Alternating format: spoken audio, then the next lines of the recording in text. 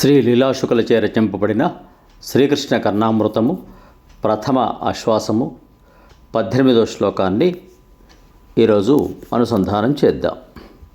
ముందుగా శ్లోకం.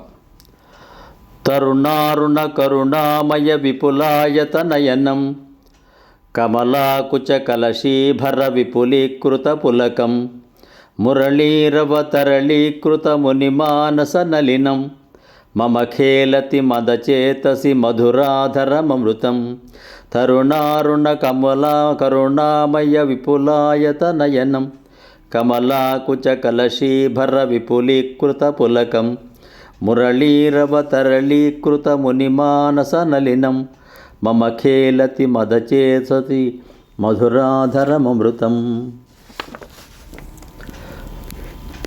తరుణారుణయములు కరుణామయములు విపులాయతములు అయిన నయనములతో అప్పుడే విచ్చుకున్న ఎరుపు కలిగినటువంటి కరుణతో కూడినటువంటి విశాలంగా ఉన్నటువంటి నయనాలతో కూడినది లక్ష్మీదేవి యొక్క పాలిళ్లపై ముమ్మరముగా ఆలింగనము చేసుకున్న దేహము మురళీరవము చేత తరళీకృతములైన ముని మానసములే అనడు పద్మములు గల మధురాధరమైన ఒక అమృతము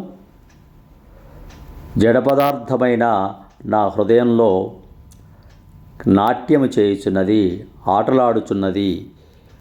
అలాంటి ఆ మధురమైన ముగ్ధమైన మనోహరమైన ఆ మూర్తి, ఆ కృష్ణ పరమాత్మ జడ పదార్థమైన నా మనస్సులో ఆటలాడుతున్నది. ఆ రూపమని లీలాశుకుల వారు ఈ శ్లోకంలో ఆ కృష్ణ పరమాత్మ యొక్క విశాలమైన కనులను లక్ష్మీదేవితో ఆలింగనం చేసుకున్న దృశ్యాన్ని, మురళీనాదం చేత మునుల యొక్క మనస్సులే పద్మాలుగా మారిన సన్నివేశాన్ని,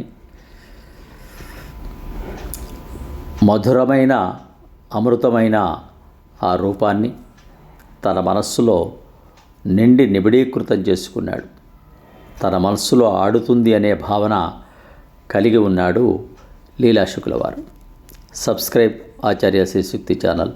శుభం భూయాత్. స్వస్తి.